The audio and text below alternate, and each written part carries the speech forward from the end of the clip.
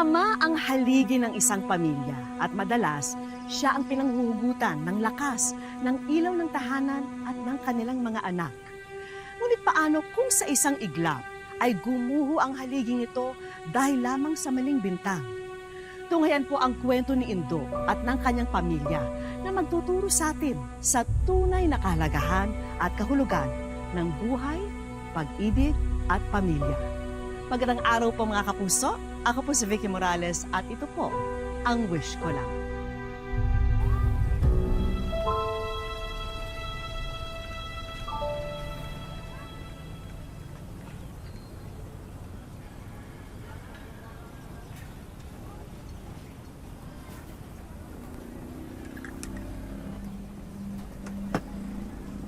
Sino yan?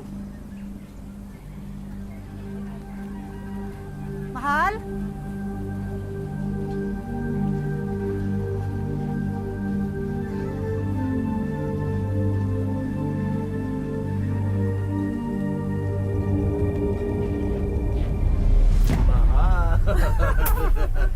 Ikaw naman eh! Tinakot mo pa ako, akala ko kung sino. Bakit sino yung naasahan mo? Ikaw talaga. Oh, kape ka muna. Mainit ha, mainit. Salamat. Palabo ng palabo yung mga mata mo, ha? Dapat patingnan na natin. Ay, hayaan mo. Susunod na anihan, pag kumita ako, uunahin natin yan. Ha? Huwag mo na akong isipin. Gastos pa kung Ay. magpapatingin pa ako sa doktor. Ayaw mo ba nun? Mas gwapo ka sa paningin ko kapag malabo ang mata ko. Oo, para sinabi mo, pangit ako. Ah. Hindi! Ano ka ba? Magkakaanak ba ako sa iyo ng marami? 3. Kung pangit ka sa paningin ko, Mga anak natin. Hindi ko kayang buhayin.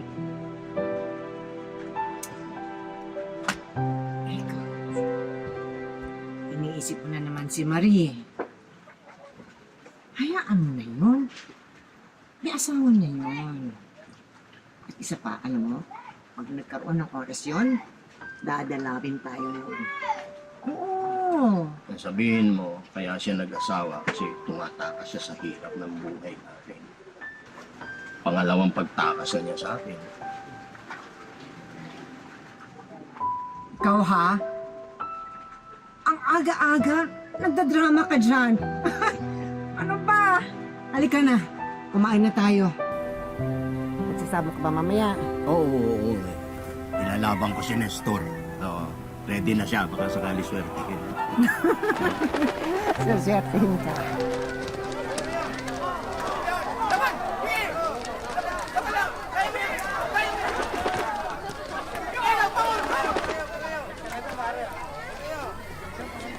Oh, tapos na laban. Tapos na laban, tayo. Oh, Indo, tapos na laban. Bayad.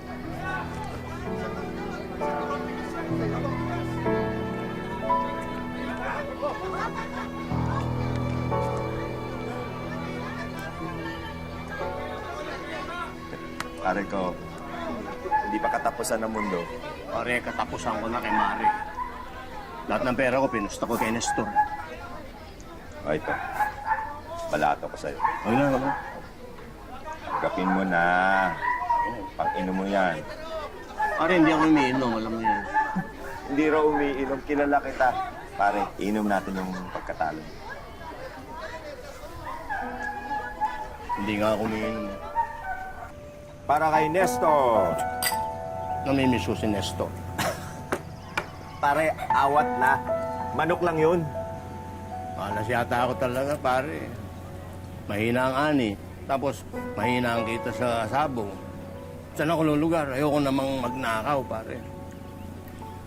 Alam mo pare, weather lang yan. Balang araw, mananalo ka rin. Kung gusto mo, iulot mo yung bago kong alaga. Malakas yun.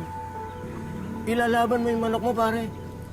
Paano si Mr. Gomez? May paalaga pa siya sa'yo. Magagalit yun. Hindi. Tsaka hindi niya malalaman yun. Alam mo, pera pa niya ang gagamitin ko para makabawi naman ako. Ang dami ng pinanalo ko sa kanya, hindi magbigay. Pare, iba ka talaga. Kaya lang, ewan ko dyan sa... Ay, Oh! Ay, nako. Kita mo, malas talaga ako.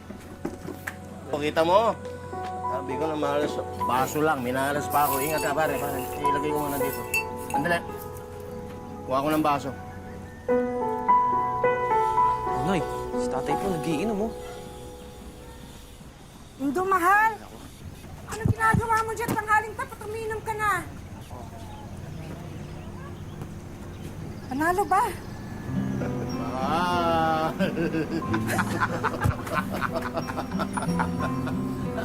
Taring bebe!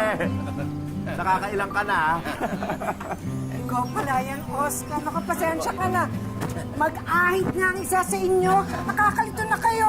Daig na pang magkambal. Oo nga eh. Anak, ipasok na yan sa loob. Alam mo, mahal, nagdududa na nga ako eh. Itong pare ko, parang kapatid ko sa labas eh. Hindi lang pinapasok ng nanay ko sa loob. Ano? Panalo ba?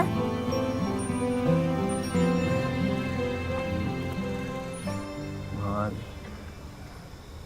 Sorry ha, naubos na naman yung ipon ko eh.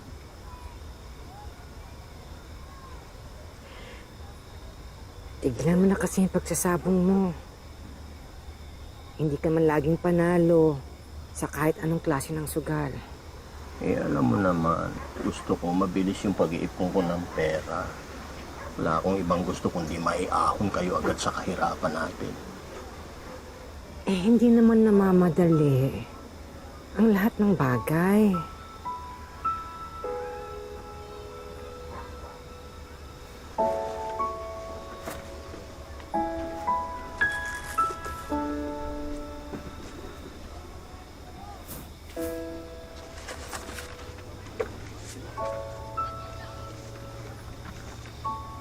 Ito, mahal. Oh.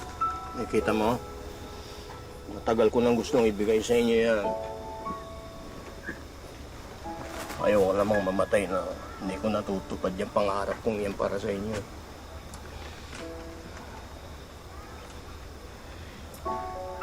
Huwag ka nga magsalita ng ganyan.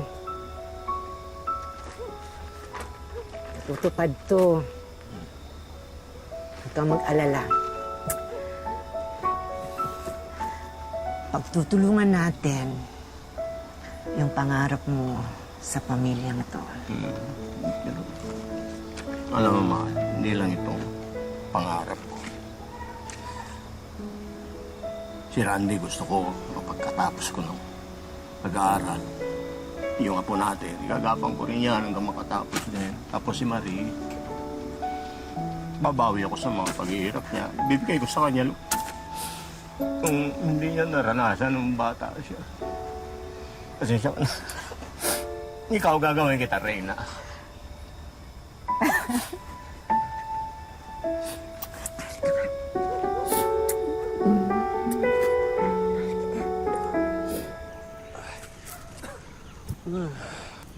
Anak, kuha mo ako ng tubig sa loob. Makainom. Yan ang sinasabi ko sa inyo, tay. Oh. Kung ako na lang pumunta sa palayan, edi hindi na kayo napagod. Anak, nauhaw lang ako. Hindi ako napagod. Kaya ko pa magsaka. Malakas pa ako. Gusto mo buhatin pa kita eh. Nako po. Sige po, tay. Kuha po ako tubig.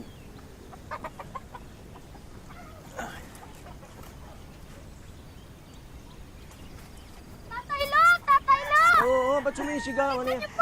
Kanina pa yun excited bakit yung test paper niya sa'yo. Aba, eh dapat lang. 100, walang mali. Mana ka talaga sa Tatay Lo. Ala. Ako po ang pinakamataas sa amin, Tatay Lo. Pinakamataas. Ang galing. Pagdating po ni Nanay, papakita ko po yan sa kanya. Teka po, kailan po ba dadating si Nanay? Ay, dahil perfect ka, mamamasyal tayo. Ah, gusto mo yan? O sige, sige, magbis ka na sa loob. Lista. Tapos ka ng pawis mo. Dalang tayo kay Aling Maring. Paklukan natin. Si Aling Maring, nandyan? Nasa loob po. Aling Maring!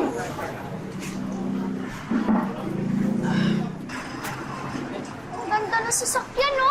Hindi na. Ano, gusto mo yan? Bili natin. Huwag na lang po tayo, may laruan pa naman po ako sa bahay. Naku, kunwari pa to. Okay, magkano to? 2.5 po. Ay, 2.5. Ang mahal naman. Ano to? May kasamang ginto? Remote control yan, sir. Ah, Huwag na tayo. hindi. Bibili natin yan. Pero hindi ngayong araw na to. Sa ibang araw, ha? I-reserve mo yan. Babalikan Opo, ko. sir. Ayun na kayo. Ah, sige. Salamat po.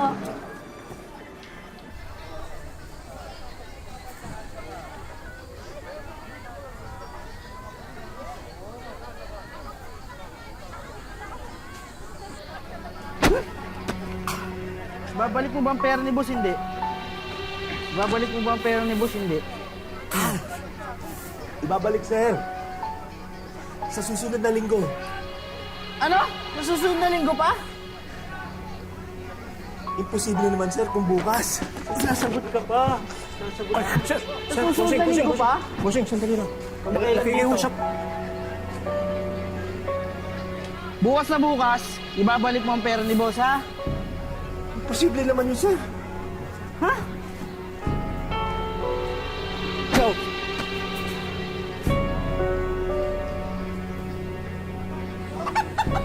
Pare, tama na yan. Huwag mo nang intindihin yun. Yabang nila. Kala mo kung sino. Eh, bakit kasi hindi mo na lang puntahan si Mr. Gomez? Makiusap ka. Mag-sorry ka doon sa nagalaw mong pera. Indo, hindi makikinig yung swapang na matandang yun. Eh, wala ka namang ibang magagawa kundi makiusap eh. Ang laking pera nung ginalaw mo, pare. Ikaw naman kasi, bakit ka nagpatukso doon eh? Hindi ka nag-iingat. Kaibigan ba kita? Pare, hindi ko kailangan ng pangaral mo. Pera, ang kailangan ko pera. Eh, wala naman tayong pera. Kaya nga, pinapangaralan kita, pinapayuhan kita, puntahan mo si Mr. Gomez, makiusap ka ng dagdag na palugit. Pare, malalakas yung mga yan, di mo kaya yung mga yan. Magpakumbaba ka na lang.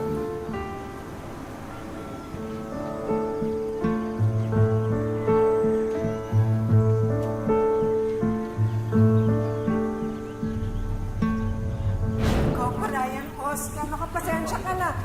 Mag-ahit nga ang isa sa inyo. Nakakalito na kayo. Daig niyo pang magkambal.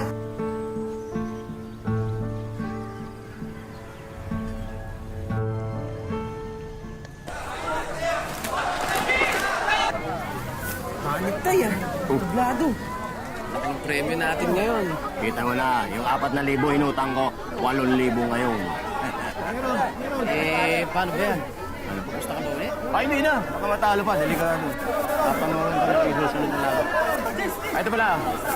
Pumunta na ka dun sa tindahan ng laruan. Ibili mo yung gusto niya laruan. Yung remote. Ha? Ingat ha.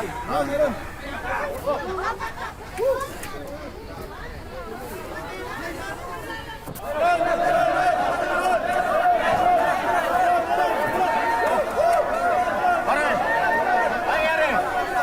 Asa yung kakambal ko, Mr. Suave? Ate, Nakausap mo si Mr. Gomez? ayos na. Oo. Lahat makukuha sa mabuting patong sa mga.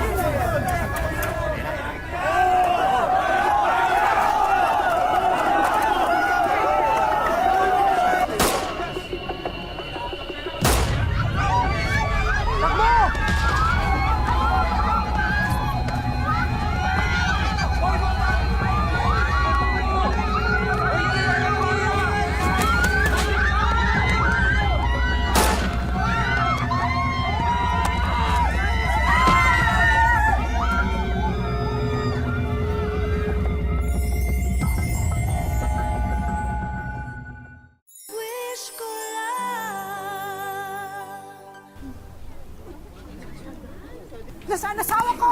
Nasaan asawa ko? Hindi. Hindi yan si Indo. Indo!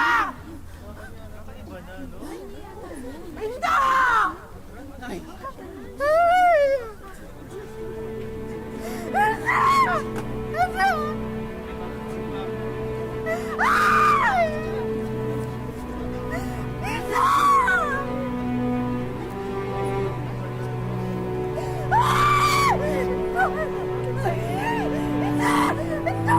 dito!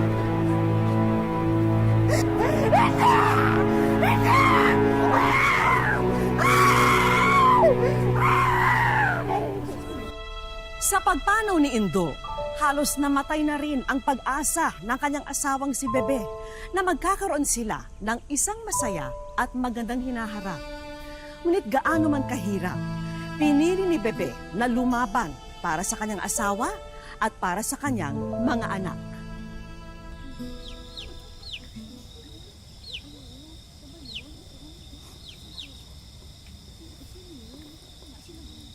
Ikaw yung lakas ko!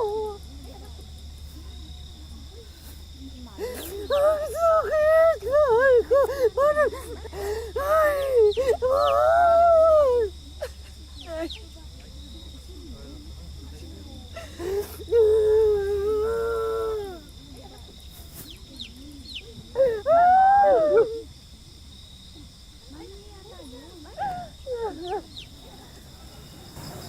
Nay, sorry.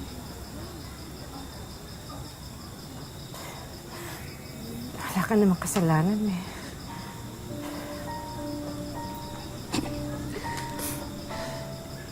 Sorry kasi ngayon lang ako nakadalaw. Bala ko sanang sorpresahin kayo sa susunod na linggo. Kaso, yan nangyari. Alam mo, walang araw na hindi ka inisip ng tatay mo. Araw-araw, inihintay niya yung pagtawag mo, yung sana dadalaw ka.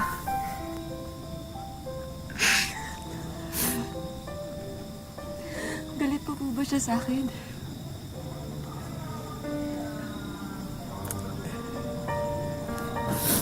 Hindi.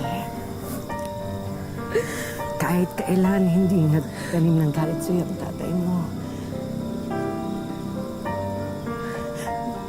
Galit nga siya sa sarili niya kasi iniisip niya siguro kaya ka nag-asawa ulit kasi gusto mong malayo sa amin. Nay, hindi po totoo yan.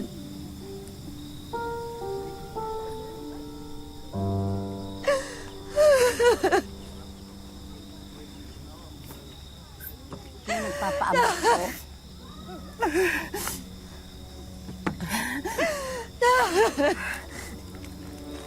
Ganito, darling. Doon po sa lalaking nakamotor, hindi na po bumaba, nagmamadali po yata.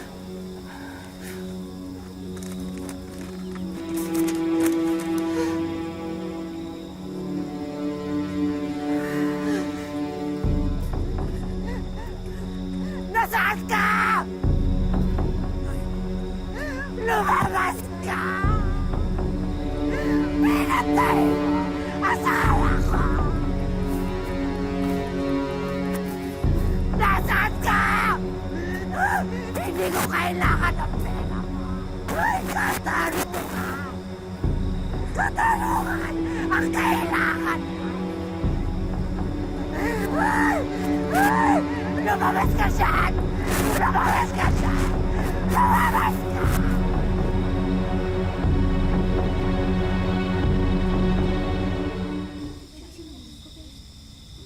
Walang kaaway ang asawa ko.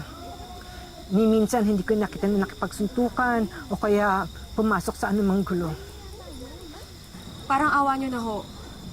Sino po ba talagang gumawa nito? Hindi rin po talaga namin alam eh. Ang hinala lang po namin, Ano?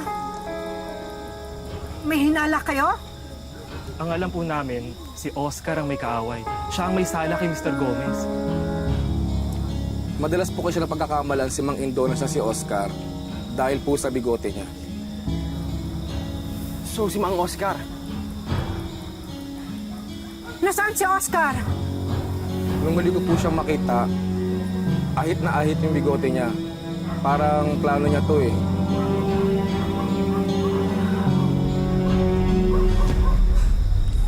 magkape po muna kayo.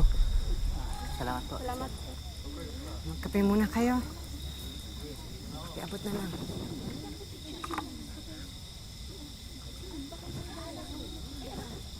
Oscar! Oscar! Oscar! Hayop ka! Hayop ka! Hayop ka! Bakit mo pinatay kaibigan mo? Bakit mo pinatay kasama ko? Hayop ka! Hindi ko bakit!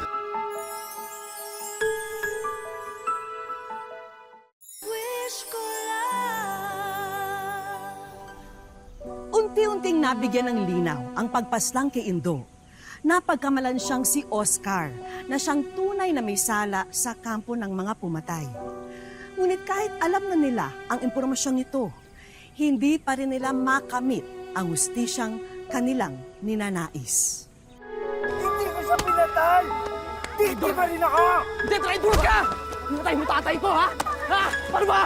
Dati tama na! Sinungaling ka! Natakot ako! Hindi ko sinasadya! Hindi ko alam na aabot sa ganito! Walang niya ka! Alam mo na talagang pagkamalanin ko, Sindo! Para ano? Anong ginawa mo? Hinayaan siyang mamatay, bakit? Para pagtakpan lahat ng kasinungalingan mo, lahat ng atraso mo!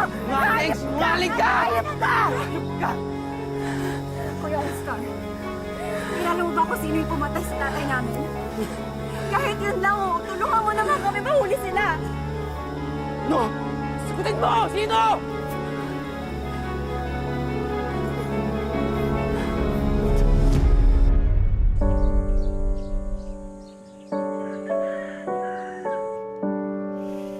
Sa loob ng 7 taon, pilit na isinantabi ni Nanay Bebe ang kalungkutan dulot ng biglaang pagkamatay ng asawa niyang si Indo. Malungkot talaga. Lalo na kung alam mo naman na wala siyang sakit. Tapos bigla siyang nagkaganon. Hindi ko alam kung anong gagawin ko. Kaya sabi ko, kung sino man ang may gawa sa kanya, may paraan ng Panginoong Diyos, yung sabi ko sa mga anak ko.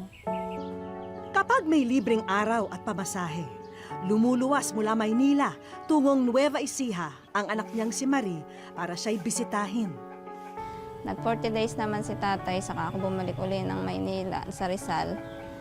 Tapos yung mga kapatid ko, sinasabihan ko, kasi sila, yung mga kapatid kong nandun, yung mga wala pang asawa, lagi kong sinasabihan na lagi niyong kakausapin si nanay na huwag niyang pababayaan yung sarili niya, na nandito pa tayong mga anak niya. Sa pagkawala ng kanilang tatay Indo, lalong naging mapagmahal sina Marie sa kanilang ina. Sa katunayan, sinorpresa pa nila si Nanay Bebe sa kanyang 60th birthday. Nung naman nag-60 si nanay, nung nakaraang taon, ayun, na parang naging reunion naming magkakapatid, nabuo kami magkakapatid doon. Mabuti na lang, kapiling ni Nanay Bebe rito sa bahay ang bunso niyang anak na si Sherlyn. Grade 10 na siya sa darating na pasukan. At ayon sa bata, tanging masasaya ang alaala niya sa kanyang ama. Isa po siya sa naging inspirasyon ko para makayari ng pag-aaral. Kasi po, ang hirap po ng walang tatay. Para masuportahan ang mga pangangailangan ng pamilya, ang anak ni Nanay Bebe na si Randy ang katuwang niya ngayon sa hanap buhay. Saka itong anak kong si Randy, nagkikiskis ng bigas. Bali, alaga nung anak kong binata.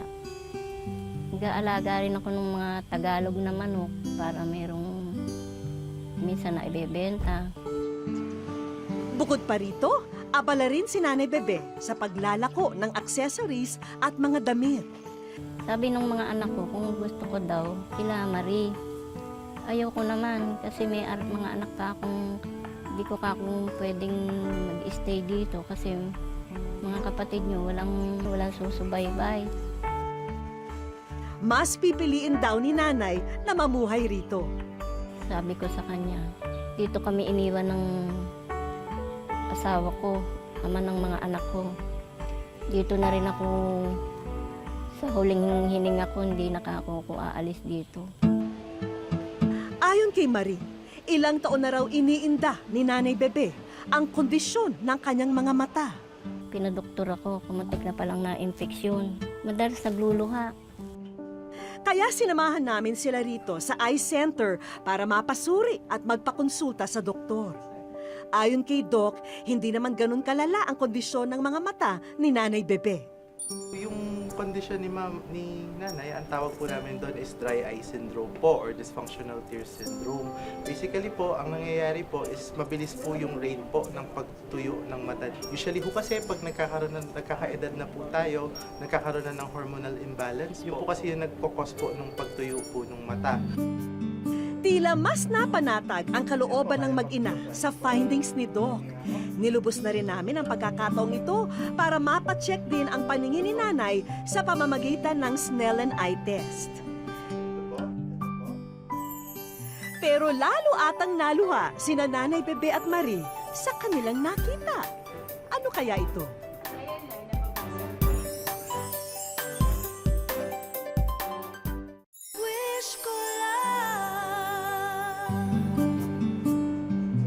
Sumailalim sa tinatawag na Snellen eye test si Nanay Bebe para malaman kung gaano pa kalinaw ang kanyang mata. Pero hindi inasahan ni Marie ang pinakitang slide sa kanyang ina. Sa pagtanggal ng antipara, ang sulat ni Marie ang tumambad kay Nanay Bebe. Dahil ngayon, sila ay nasa wish ko lang. Nabasa mo ba? Kaya pong basahin ba? Yung po yung sulat ko sa amin ko lang. Nakaroon na siya ng bahay, hindi na siya pag bumaba, hindi na siya parang basang sisiw. Sumabay sa buhos ng sorpresa sa araw na to ang maulan ng pagpapala ng langit. Pero sa kabila nito, patuloy ang isinagawang paghahanda ng aming mga kaibigan para sa aming pagsorpresa kay Nanay Bebe. Dahil ang tagpi-tagping tahanan ni Nanay ay upgraded na sa araw na to. Sinalubong man ng ulan ang pag-uwi ni Nanay, singliwanag naman ng araw ang kanilang mga ngiti sa kanilang nakita. Nanay, ang ganda ng bahay mo. Nanay, may dingding na oh. Welcome back home, Nanay Bebe! Ay, Diyos ko.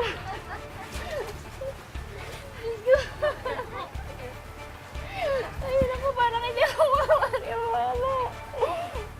Umpisa pa lang ito ng paggawa ng bahay ni Nanay. Ang ilang kurtina ay napalitan na ng dingding. Hindi po ako makapaniwala. Ay, Diyos ko. Hindi ko alam na magkakatotoo pala rin yung winis ng anak ko. Maayos yung bahay niya kasi kasabi nga po ni Ma'am Eric kanina, alam ang pinto yung bahay niyo. Ngayon nakasilog na yung bahay niya, may pinto na. Maayos na. May bonus na regalo rin po rito, ang Nanay Bebe's Bigasan na dagdag kabuhayan para sa inyong pamilya. Maraming salamat po. Hindi ko akalain na mangyayari din sa buhay namin yung ganito. Napakaligaya ko, napakasaya ko para sa mga anak. At para kina Shirley naman, ang bagong laptop with Wi-Fi device para makatulong sa kanyang pag-aaral. Salamat po. Kasi po, sa tulong po niyo na to, hindi ko po sasayangin yung opportunity na binigay niyo sa akin para po magamit ko yung mga binigay. May nawala man sa pamilya Karig, napupunan ng pagmamahal ang puwang na naiwan. Isang pagmamahal na siyang tunay na biyayang nagbubuklod sa kanila, anumang unos ang dumating sa buhay. Kasalukuyang tinatapos na ang pagbuo at pagkabit ng iba pang mga dingding sa iba pang mga bahagi ng bahay ni Nanay Bebe. Nagkasala man ang isang tao, ang pagbawi sa buhay bilang pagganti ay hindi dapat mangyari. Dahil kailanmay hindi matutumbasan ng salapi ang halaga ng isang buhay. Hanggang sa susunod na Sabado mga kapuso, ako po muli si Vicky Morales at ito po ang Wish Ko Lang.